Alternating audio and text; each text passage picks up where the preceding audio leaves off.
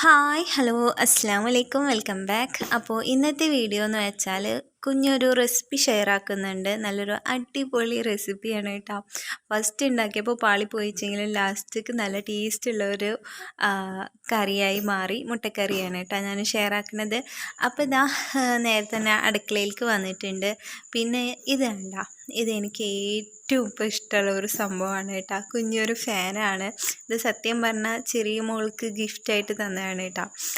പക്ഷെ അത് ഇപ്പോൾ ഏറ്റവും കൂടുതൽ ഉപകാരപ്പെടുന്നത് എനിക്കാണെന്ന് വേണമെങ്കിൽ പറയാം. ഭയങ്കര ചൂടാണ് അടുക്കളയിൽ നിൽക്കുമ്പോൾ. അപ്പോൾ ഇതിങ്ങനെ ഓണാക്കിയിട്ട് ചില സമയത്ത് നല്ല ചൂട് കൂടുമ്പോൾ ഇങ്ങനെ വെക്കുമ്പോൾ നല്ല ആശ്വാസമാണ് കേട്ടോ. ഇത് റീചാർജബിൾ ആണ്.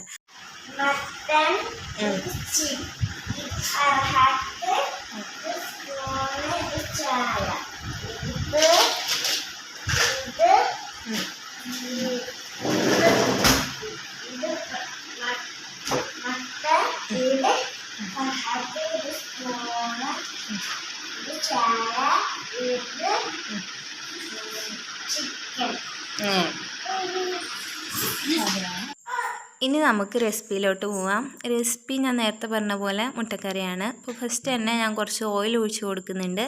അതിലേക്ക് പിന്നെ കുറച്ച് പെരിഞ്ചീരകം ചേർത്തി കൊടുക്കുന്നുണ്ട് കേട്ടോ. ഫസ്റ്റ് ടൈമാണ് ഞാൻ ഇങ്ങനെ ഒരു രീതിയിൽ ഉണ്ടാക്കുന്നത്. അപ്പോൾ എൻ്റെ അറ്റംപ്റ്റ് എന്തായിരുന്നു എന്ന് വെച്ചാൽ ധാബ സ്റ്റൈലിലുള്ള കറിയായിരുന്നു കേട്ടോ. ഇപ്പോൾ ഇതാ ഞാൻ 2-3 പച്ചമുളക് ഇട്ട് കൊടുക്കുന്നുണ്ട്. അതുപോലെ തന്നെ 2-3 വറ്റൽമുളക് ഇങ്ങനെ നടുക്ക് പൊട്ടിച്ചിട്ട് അതും ചേർത്തി കൊടുക്കുന്നുണ്ട്. എന്നതിന് ശേഷം ഇത് ചെറുതായിട്ടൊന്ന് എണ്ണയിൽ അങ്ങോട്ടും ഇങ്ങോട്ടും ഒന്ന് റോസ്റ്റ് ചെയ്തതിന് ശേഷം പിന്നെ നമ്മൾ ഇതിലേക്ക് സാധാരണ സവാള അരിഞ്ഞിട്ടും അങ്ങനെയൊന്നുമല്ല ചേർത്തി കൊടുക്കുക. നമ്മൾ നന്നായിട്ടൊന്ന് ചതച്ചെടുത്തിട്ടാണ് കേട്ടോ ചേർത്തി കൊടുക്കുന്നത്. ചെറിയുള്ളിയല്ല, സവാള തന്നെയാണ് എടുക്കുന്നത്. അത് നന്നായിട്ട് ചതച്ചിട്ട് ചേർത്തിയിട്ട് നന്നായിട്ടൊന്ന് വഴറ്റി കൊടുക്കുക. ഇതിൽ എന്താ സംഭവം എന്ന് വെച്ചാൽ പെട്ടെന്നാവും ചെയ്യും. പിന്നെ തന്നെയല്ല എല്ലാതും ഒന്ന് നമുക്കിങ്ങനെ അരിഞ്ഞു പിടിച്ച് നിൽക്കേണ്ട ആവശ്യമൊന്നുമില്ല. എല്ലാതും ഇങ്ങനെ മിക്സിയിലിട്ടിട്ട് അടിച്ചെടുക്കുക, അരച്ചെടുക്കുക, അതൊക്കെയാണ് കേട്ടോ ഈ ഒരു സ്റ്റൈലിൽ വെക്കുമ്പോഴുള്ള ഒരു മാറ്റം എന്ന് വെച്ചാൽ. ഇപ്പോൾ സവാള നമ്മൾ അരച്ചിട്ട് ചേർത്തില്ലേ, എന്ന പോലെ തക്കാളി അരച്ചിട്ട് ചേർക്കുക. പിന്നെ ഇഞ്ചി വെളുത്തുള്ളി പേസ്റ്റ് നമ്മളും അതുപോലെ തന്നെ അരച്ചിട്ട് തന്നെ ചേർക്കാറ്. അപ്പോൾ അത് ഇഞ്ചി വെളുത്തുള്ളി പേസ്റ്റ് ഇപ്പോൾ ഇതാ ചേർത്തി കൊടുത്തിട്ടുണ്ട്. സവാള ഒന്ന് വാടിയതിന് ശേഷം അതിന് ശേഷം പിന്നെ കുറച്ച് തക്കാളി ഇതുപോലെ തന്നെ അരച്ചിട്ട് ചേർത്തി കൊടുക്കുന്നുണ്ട്. ഇനി ഈ തക്കാളി ഒന്ന് നന്നായിട്ടൊന്ന് മസാലയിൽ കിടന്നിട്ട് ഒന്ന് അതിൻ്റെ പച്ചമണവും കാര്യങ്ങളൊക്കെ ഒന്ന് മാറിയതിന് ശേഷം നമുക്ക് ഇനി പൊടി ഐറ്റംസ് ചേർത്തി കൊടുക്കാം കേട്ടോ.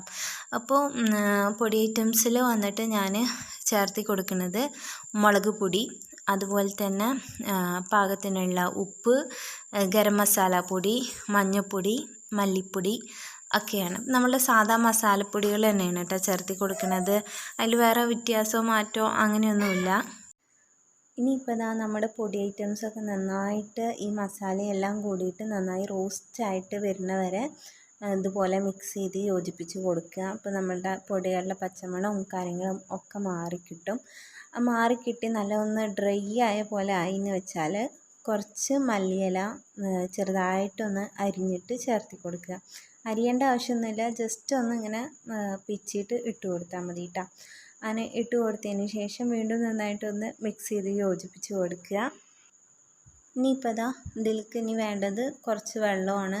നമ്മൾ ഈ മസാലയ്ക്ക് ആവശ്യമായിട്ടുള്ള വെള്ളം ചേർത്തി കൊടുക്കുക കേട്ടോ.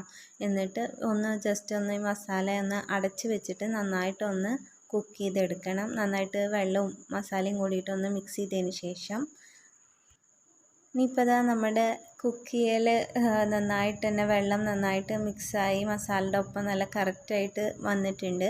ഇനി നമുക്കിതിലോട്ട് കുറച്ച് നമ്മൾ പുഴുങ്ങിയെടുത്ത് മാറ്റി വെച്ചിട്ടുള്ള മുട്ട ചേർത്തി കൊടുക്കാം കേട്ടോ.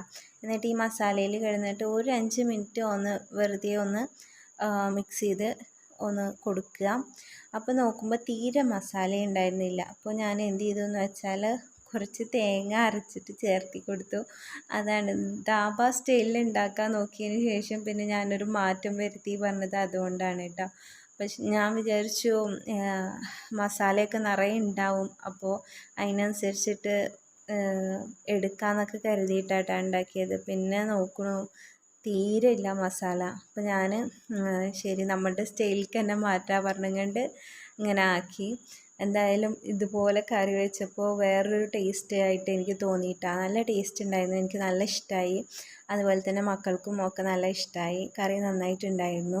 അപ്പോൾ ഞാൻ വിചാരിച്ചു എടുത്തത് ഞാൻ ഡിലീറ്റ് ആക്കാം, എന്തായാലും ഇതൊന്നും ഷെയർ ആക്കണില്ല എന്ന് വിചാരിച്ചിരുന്നു. പക്ഷേ കറിയുടെ ടേസ്റ്റും ഒക്കെ കാരണം ഞാൻ സാരില്ല, നന്നായിട്ടുണ്ടല്ലോ, എന്നാലും കുഴപ്പമില്ല പറഞ്ഞിട്ട് അങ്ങനെ ഷെയർ ആക്കിയതാണ്. എല്ലാവർക്കും ഈ വ്ളോഗും വീഡിയോസും എല്ലാം ഇഷ്ടമായെന്ന് വിചാരിക്കുന്നുണ്ട്, അതുപോലെ തന്നെ റെസിപ്പി. അപ്പോൾ ഇനി ഇതുപോലെയുള്ള റെസിപ്പി വീഡിയോ ആയിട്ടോ അല്ലാച്ച വ്ളോഗൊക്കെ ആയിട്ട് ഞാൻ ഇനിയും വരാം. നിങ്ങൾക്ക് ഇഷ്ടപ്പെടുകയാണെന്നുണ്ടെങ്കിൽ ചാനലൊന്ന് സബ്സ്ക്രൈബ് ചെയ്യുക, അതുപോലെ തന്നെ സപ്പോർട്ട് ചെയ്യുക, ലൈക്ക് ചെയ്യുക, ഷെയർ ചെയ്യുക, കമൻറ്റ് ചെയ്യുക. ഇനി മറ്റൊരു വീഡിയോ ആയിട്ട് വരുന്നതായിരിക്കും. Bye, stay safe. Thank you so much for watching my video. Bye bye.